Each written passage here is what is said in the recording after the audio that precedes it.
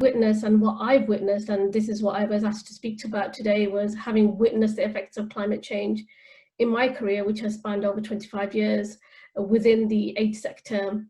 I've witnessed so many changes from Ethiopia to Afghanistan, from Pakistan to Niger. And you know, the slide that you see before you is one of floods in Pakistan, and then it is of a young boy in Ethiopia carrying, you know, going to fetch water, which has taken him probably what is 1.5 kilometers.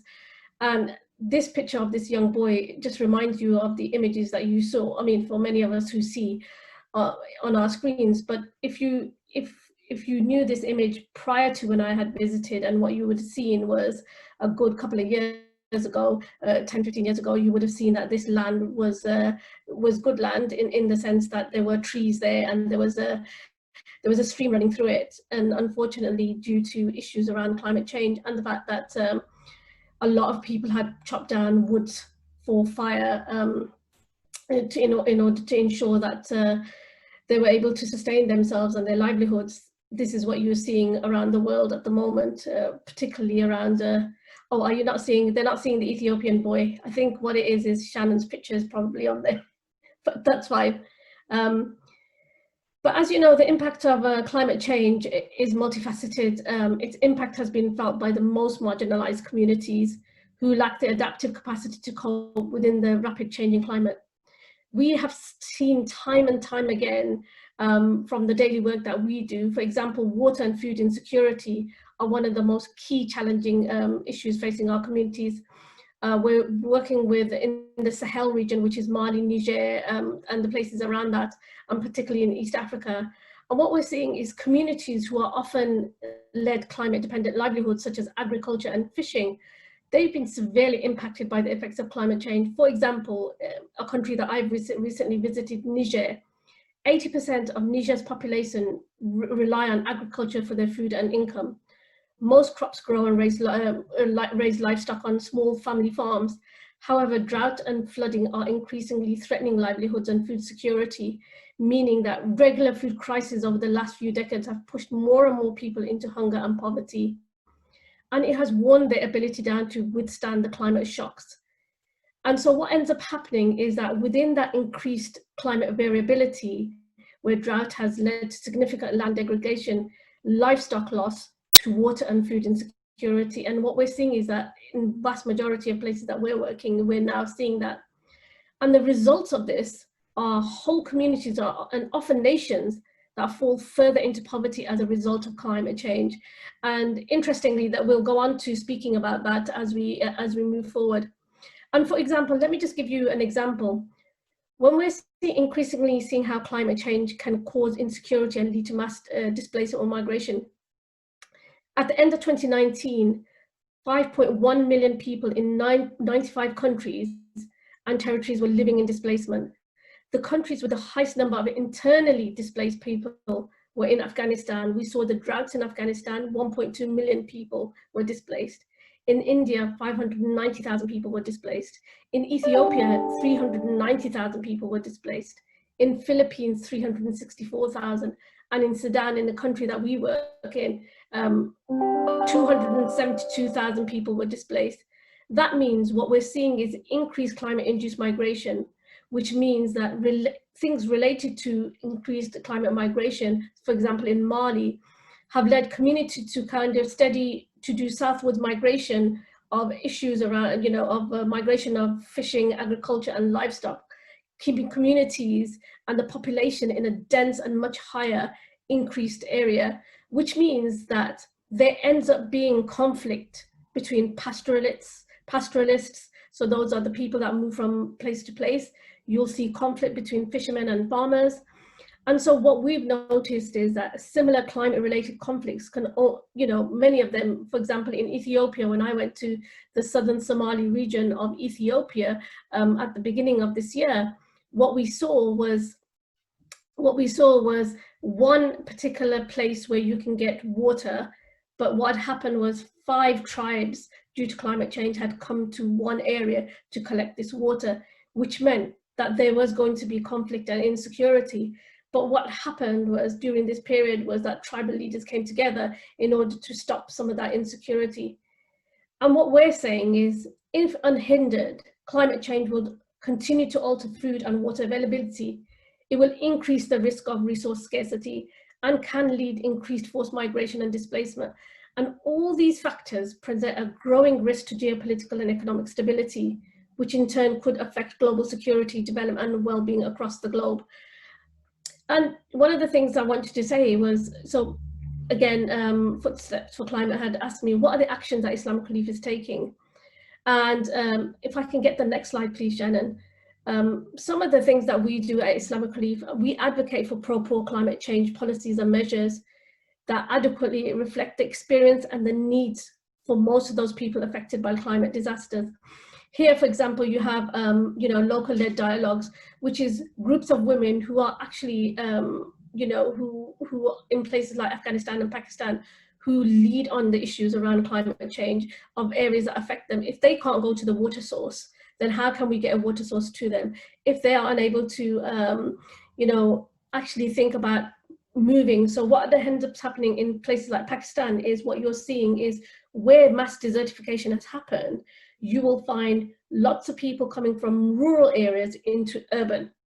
So then the urban population is then saying, well, actually, we can't deal with these rural people because they're leaving all this mess and inexperience of what we're saying. And then again, we're seeing that, climate-induced migration has an effect on that, to the point where the government of Pakistan does not have a policy on issues around climate-induced migration.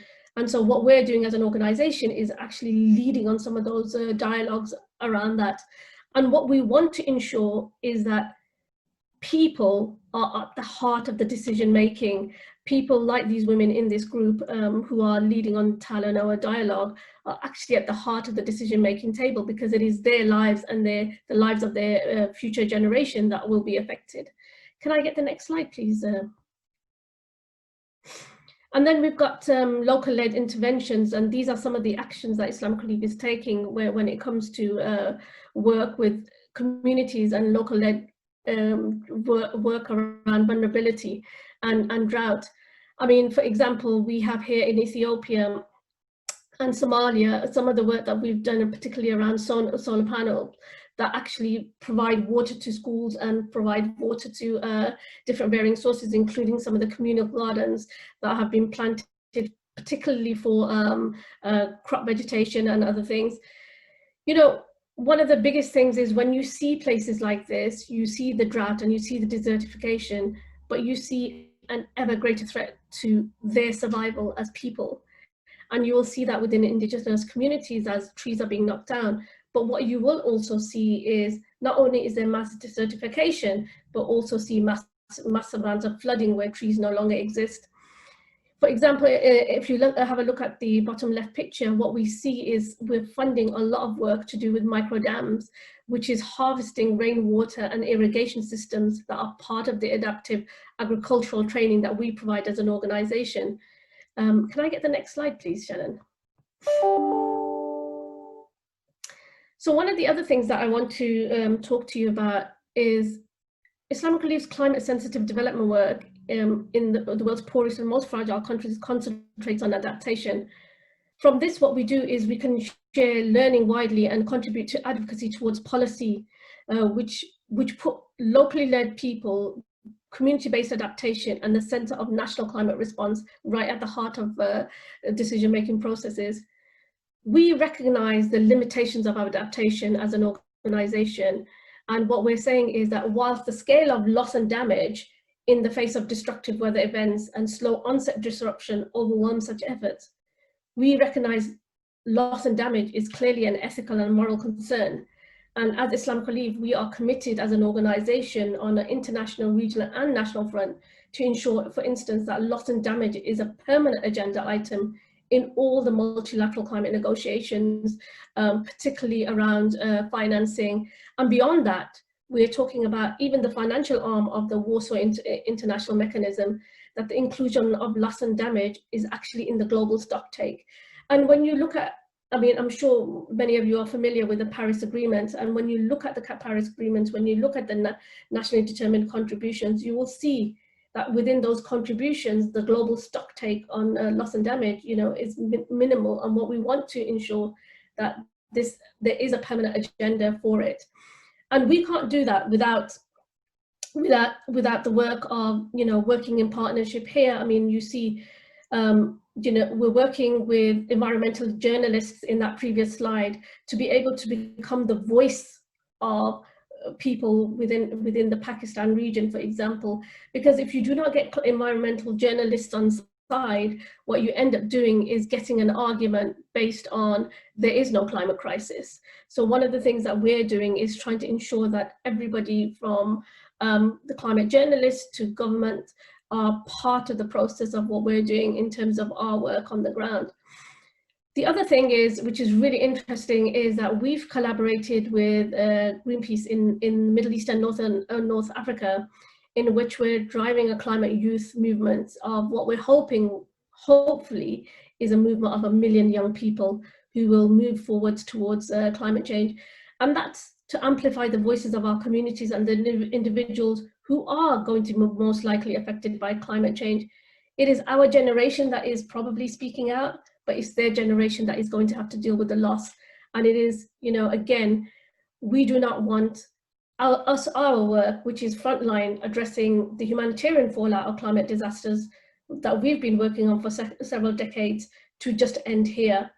Because consequently, building partnerships as we move forward is going to be the milestone towards the Paris agreements when those have been implemented. And what we're saying is that those are the things that will hold states accountable for their commitments. It will not be people like us, it will be the younger generation that will hold people to account. Can I get the next slide, please? Thanks, Shahin, and you have 2 minutes left. Okay. Yeah, sure. I mean, I think for us at Islamic Relief as well, you know, we call upon governments to honour their agreements concerning climate change. We're looking at biodiversity and environmental protection, eliminate greenhouse gases, support countries, protect and restore natural ecologies, enhance protection for land and oceans, and make human equity and environmental protection the priority in all our economic decisions. Can I get the next slide, please? And finally, I think one of the things that, you know, I would like people to do from a faith community perspective is understand that we are all linked by this delicate biodiverse ecosystem. You know, we've all faced the, you know, the onset of this pandemic. And what this pandemic has done, not only has it changed our environment, it's changed us who we are as people. And I think what it does remind us, this pandemic has reminded us that when we consume and what we do has made massive consequences on the environment, not just on the environment, but also our health as well, also our health. Can I get the next slide, please, the last slide? And finally, I just want to end in this. Climate breakdown is deeper and even more universal, and is a more universal emergency than the COVID pandemic. The unfairness of those having the least, being those who suffer the most, will be witnessed worldwide unless direct and immediate action is taken to ensure climate justice. For justice to be done, richer countries must also provide for adaptation, and that is just places like the UK. And in delivering these actions, the most vulnerable and the poorest people must be protected, that no one is left behind or pushed back further. We at Islamic Relief, we consider it essential to support this by leveraging our strong relations with governments, as well as many local, national and international organizations, and Foosteps for Climate is one of those organizations. We're also hoping that we continue, and we hope that you continue with us on this journey to participate in this influential network that advocates for justice and rights to minimize the impact of climate change for us as a people. And I just want to end with a verse from the Quran. And there is no creature on or within the earth or bird that flies with its wings, except that they are communities like you. We have not neglected in the register a thing, then unto their Lord they will be gathered. And that's in the Quran, verse 6, Surah 6, verse 38. Thank you, Shannon. Thank you so much for that, Shahin. That was a really inspiring, very broad, very detailed at the same time connection between the global impacts of the climate crisis and what we can do and how it relates to our faith commitments and yours, especially as a Muslim. So thank you so much for that. We'll leave a couple of minutes in case people have questions. So please feel free to pop a question in the chat for Shahin if you have one. While waiting for people's questions, maybe I can start with the first one. So Shahin, you painted this global picture and at the end you gave us hope that we can do something, we can join networks. But this event, you know, we are specifically looking at how this impacts residents in Birmingham. So how can this very specific action take place in our local communities? If you take Birmingham as an example, how can we make this global impact? Oh, sorry, you're on mute now. Yeah. So I think in Birmingham, I think one of the big things is probably the second to last slide. What we want to be able to do is make sure that communities are pretty much part of this environmental awareness. You know, what we want is people to understand that, you know, they can be committed to climate change, they can participate in the, you know, like with Foosteps for Climate, they can be work with the local eco mosques, they can work with the eco churches, we have eco synagogues as well at the same time. I think one of the biggest things is for people to learn about environmental awareness as well. And I know there's some things going on, Shannon, you mentioned it earlier on today, but including Islamic Relief is also working on what we call AIM-IR, which is trying to create a group of climate activists in order to move towards COP26 as well. And the other thing is to be innovative. I mean, think about your local, be part of, you know, your local mosque, your local church, become part of a movement, and then join that movement, because you know, the issue of climate change is not far away. It's actually on our doorstep. I mean, I'm dealing with the Green Climate Games at the moment, and the Commonwealth Games that will be placed here in Birmingham. We're asking and advocating for green transport. So what does it mean? What does it mean to get residents from all the champions that will be playing basketball to move from the NEC to move to Perry Bar? So what we're advocating is for green transportation to ensure that that is done, making sure that the hotels that they stay in don't have any plastic, that we actually minimize plastic when it comes to all those things. So in the background, there's so much we can do. You can join the Commonwealth movement as well, that you can be part of that Commonwealth movement that actually advocates for a greener, more, and the best Commonwealth games that are green. Let's call it the Green Games. Why not do that as a group of people? Thank you. We have one question in the chat, and then if you can answer that briefly, and then we'll move on to the next piece. So it's from Tokir, whose question is, how important is the role of digital skills for the community, and how can faith communities support this? Yeah, I mean, I think the role of digital skills in this day and age, we're all on Zoom and we're all zoomed out most of the time. But I think the role of digital skills for our community is so imperative, because that's the only way for particularly young people. You've got TikTok, you've got Insta, you've got Facebook, you've got Twitter, you've got so many different channels in order to communicate your message. I think it's so vitally important. I mean, if you looked at some of the slides, all of our slides have infographics that we did particularly for World Environment Day. And if you can like, share, retweet, those kind of things really make a difference. But also when you're liking, sharing and retweeting, ask people to join a movement, ask people to be part of the, to participate, ask people to be committed as well, particularly us as faith communities. I think more needs to be done, Shannon, absolutely more needs to be done, but I guess this is the beginning of a conversation.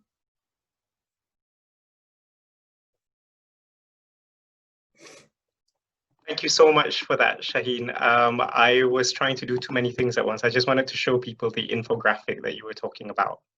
So this is one of the things that Shahin was saying, that we can read, internalize, and share with each other within our communities and across communities as well.